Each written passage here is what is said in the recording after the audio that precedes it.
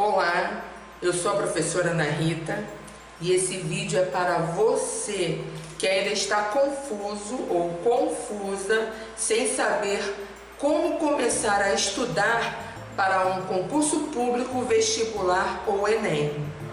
Hoje eu vou te contar os 8 passos que eu segui para passar tanto no vestibular como em todos os concursos públicos que eu fiz. Então, eu vou te falar sobre os 8 passos que eu segui e não deixe de assistir esse vídeo até o final, porque o 8º passo foi determinante para que eu passasse em todos os concursos públicos que eu fiz.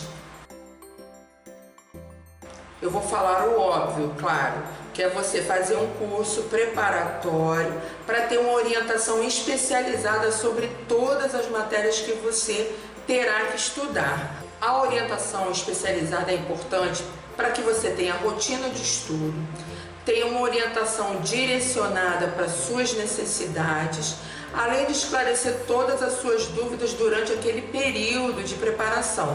Agora, caso você não tenha condições de fazer esse curso preparatório, existem as opções de cursos preparatórios online e, no caso, se você for prestar o Enem ou o vestibular, existe aquele programa Hora do Enem.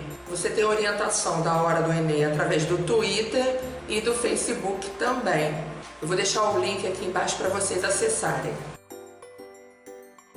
Você tem que ter a rotina de estudo e a revisão da matéria que você aprendeu.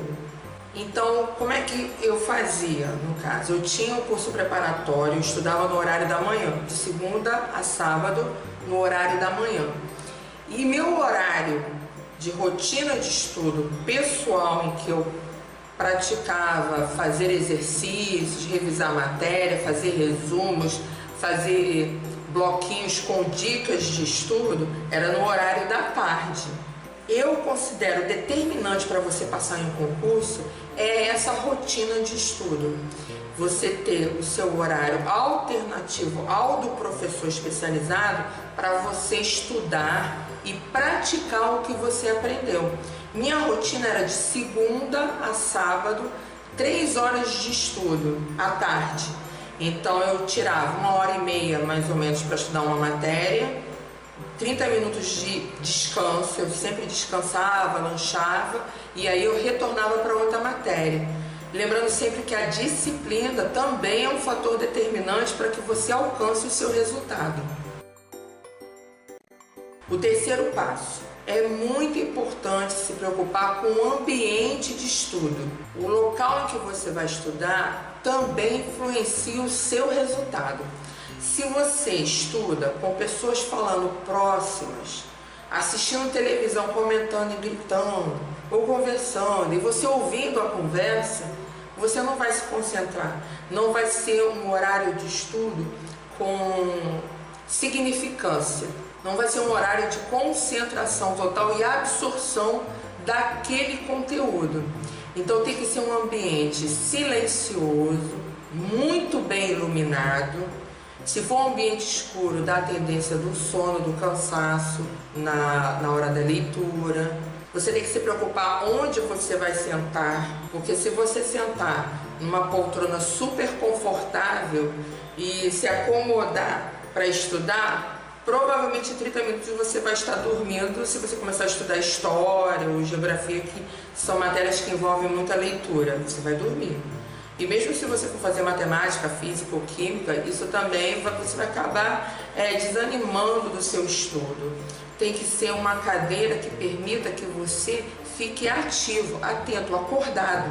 Não algo muito confortável para você dormir.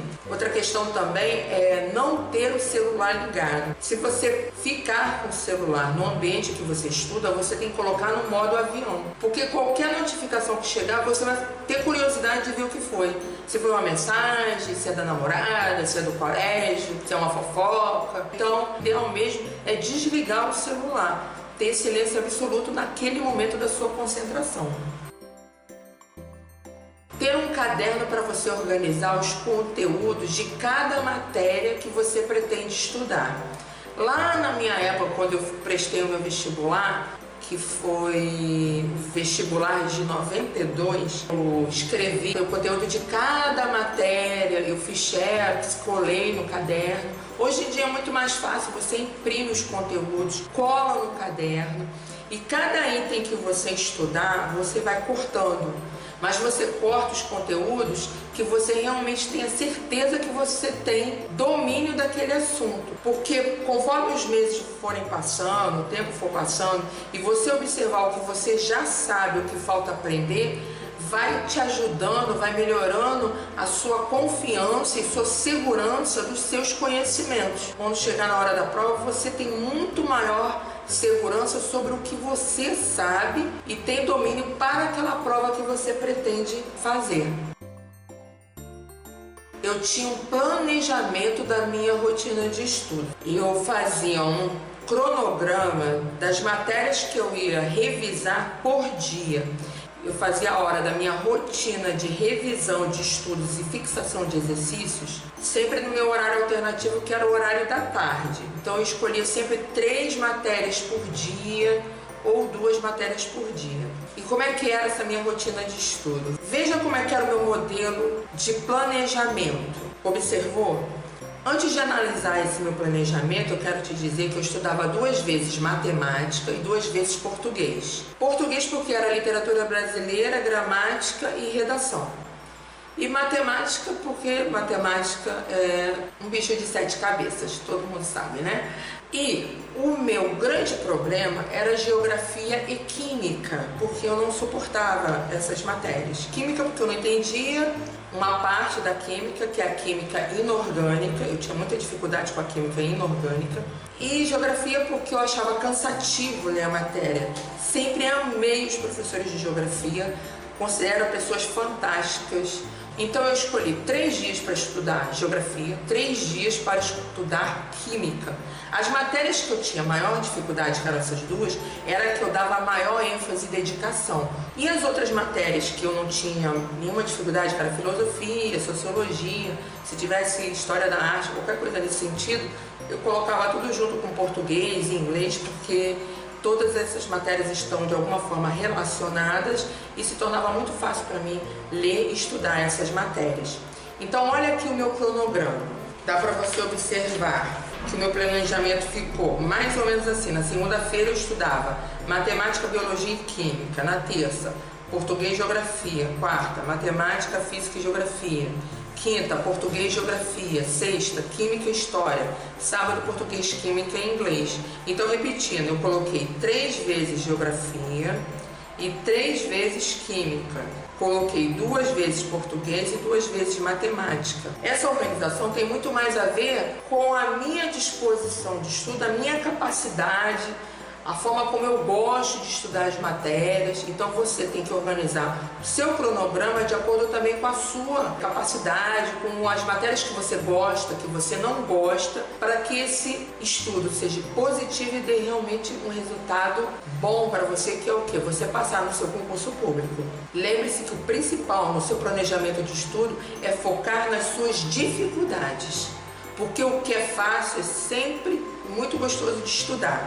Agora, o que é difícil é que é o desafio para você passar no concurso público. 6º passo. Nos dias da prova, eu levava chocolate e água. Para mim funcionou e eu acredito que funciona assim. Por quê? Quando você pega uma prova longa, como eu peguei, por exemplo, quando eu fiz prova para o Estado, que eram 4 páginas de jornal desse tamanho, com letrinhas minúsculas, com textos em inglês e perguntas sobre o assunto, que era algo muito cansativo. Você lê primeiro o texto, responde tudo, depois lê o segundo texto, responde tudo. Chega uma hora que você fica com cansaço mental. Então eu pausava, bebia água, comia uma barra de chocolate, bebia um pouco mais de água e continuava a escrever. O que acontecia? Voltava, acabava aquele cansaço mental e a concentração voltava. Então isso sempre funciona. O principal nesse momento é a sua concentração e o seu desenvolvimento na prova. Então, à medida que vai completando todas aquelas questões que você está se cansando, você reativa o seu cérebro, volta à concentração e garante um desempenho 100% do início ao fim da sua prova. O sétimo passo envolve a ordem em que você pretende responder às questões do concurso.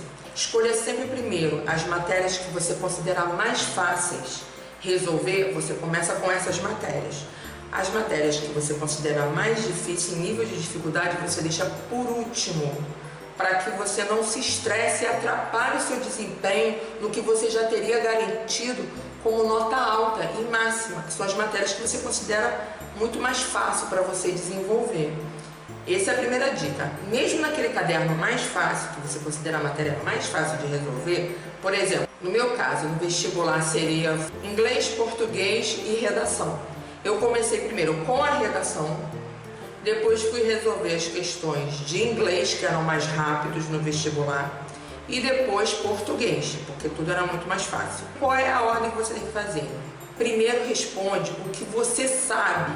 Rapidinho você marca ou responde discursiva o que você tem certeza. Respondeu tudo. Eu escolhi português e inglês primeiro. Comecei com todas as mais fáceis de português e inglês. As que eu achei que eu ia pensar um pouco mais, eu voltei fazendo depois. Por último, eu deixei para responder as questões de geografia e de química. Por quê? Porque iam me estressar, me deixar mais nervosa.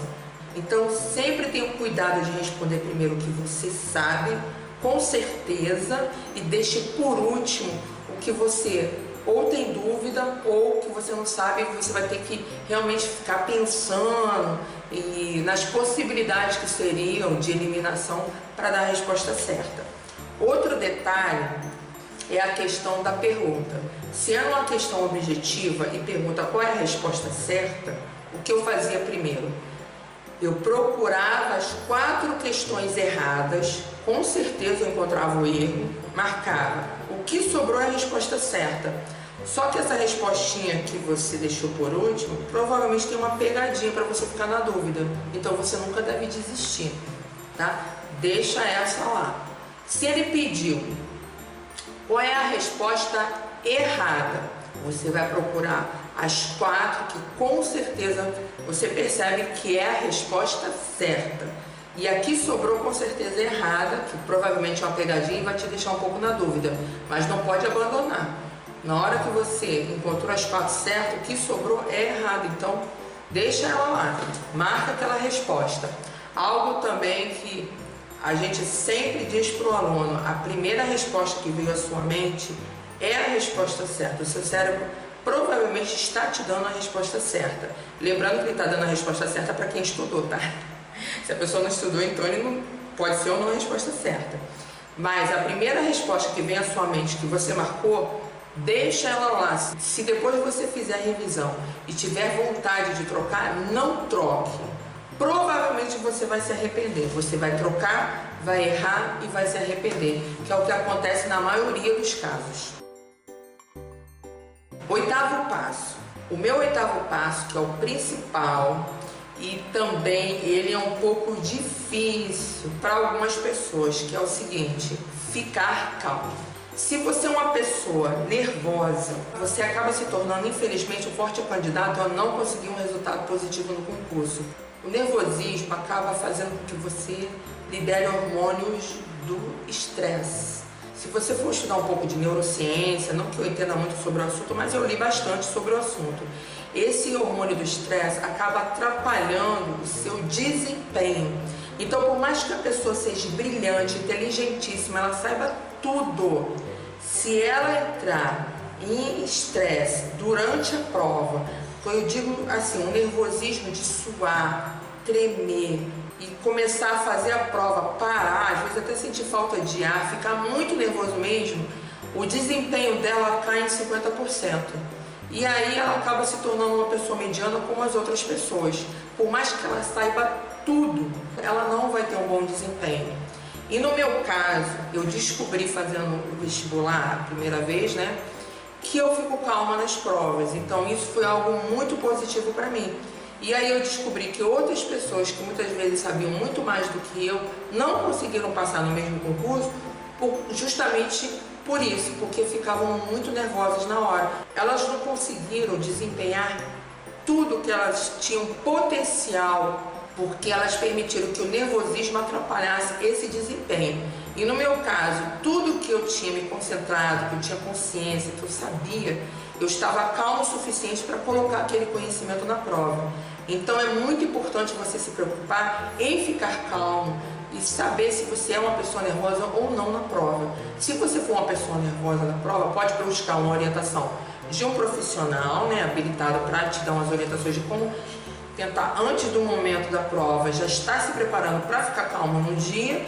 Bem, então eu te contei o meu passo a passo para passar nos concursos públicos e sempre deu resultado comigo. Eu passei para tudo que eu quis, graças a Deus. Mas as palavras-chave para esse resultado são 3 palavras que eu tenho na minha vida: rotina, dedicação e determinação. Nunca, nunca, nunca desistir. E até o fim do seu objetivo. Isso é tudo. Bem, se você gostou das minhas dicas, então eu te peço para me seguir aqui no canal, tocar no sininho para receber as notificações de quando eu lançar os meus livros novos. Eu estou tentando lançar vídeos toda semana. E deixa o seu like para ajudar aqui o canal a crescer, para me ajudar. Um beijo e até a próxima aula.